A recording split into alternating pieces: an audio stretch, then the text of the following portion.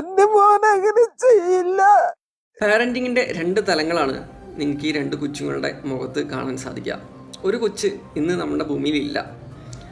ആ കുട്ടിക്ക് കിട്ടിയ നല്ല പാരൻറ്റിങ്ങിൻ്റെ ഭാഗമായിട്ട് വളരെ മൃഗീയമായിട്ട് തന്നെ അവരുടെ പാരൻസ് ആ കൊച്ചിനെ ഇവിടുന്ന് യാത്രയാക്കി അല്ലേ.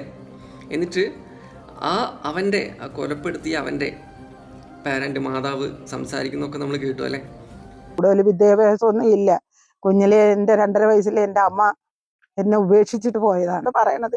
ഉമ്മച്ചി വാവച്ചി മരിച്ചുപോയി. അപ്പോൾ എത്രത്തോളമായിരിക്കും ആ മാതാവ് ഇവരെ നോക്കിയിട്ടുണ്ടാവുക കൊച്ചുനാളിൽ. അതുകൊണ്ടാണല്ലോ അവരിങ്ങനെ ആയത്, സ്വന്തം മകനെ ഇങ്ങനെ മൃഗീയമായി കൊല്ലപ്പെടുത്തിയാലേ. അപ്പോൾ അത്രയേ ഉള്ളൂ. നമ്മളെങ്ങനെയാണ് നമ്മുടെ കുട്ടികളെ വളർത്തുന്നത് അതിനനുസരിച്ചിരിക്കും അവർ വലുതായി കഴിഞ്ഞാൽ ആ മൂല്യം കാണിക്കുന്നത്. അപ്പോൾ ഈ ഒരു വീഡിയോ ശരിക്കും ഞാൻ കണ്ടത് വളരെ എന്താ പറയുക സങ്കടത്തോടെയാണ് ഞാൻ ആ വീഡിയോയും ആ ന്യൂസൊക്കെ കേട്ടിട്ടുണ്ടായിരുന്നത്.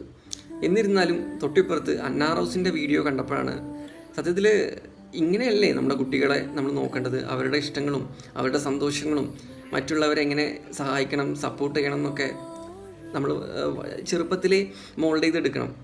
നല്ല 2 പാരൻസാണ് അന്നാറോസിൻ്റെ. കാരണം അവരെ കറക്റ്റായിട്ട് എങ്ങനെ വളർത്തണമെന്ന് കൃത്യമായിട്ട് നമുക്ക് ഈ വീഡിയോസിൽ കാണാൻ സാധിക്കുന്നുണ്ട്. നിങ്ങൾ തന്നെ ഈ ഒരു അക്കൗണ്ടിൽ കയറിയിട്ട് ആ വീഡിയോസ് ഒന്ന് കണ്ടു നോക്കുക. എനിക്ക് വളരെ ഇഷ്ടമായി ആ പാരൻസിൻ്റെ കുട്ടിയോടുള്ള ആ മനോഭാവവും ആ പാരൻറ്റിങ്ങും. ശരിക്കും ഈ ഒരു പാരൻറ്റിങ് നിങ്ങൾ ഓരോരുത്തരും നിങ്ങളുടെ മക്കളെടുത്ത് ഇതുപോലെ ആവണമെന്നാണ് എൻ്റെ ആഗ്രഹം, എൻ്റെ ഒരു ഒപ്പീനിയനാണ്.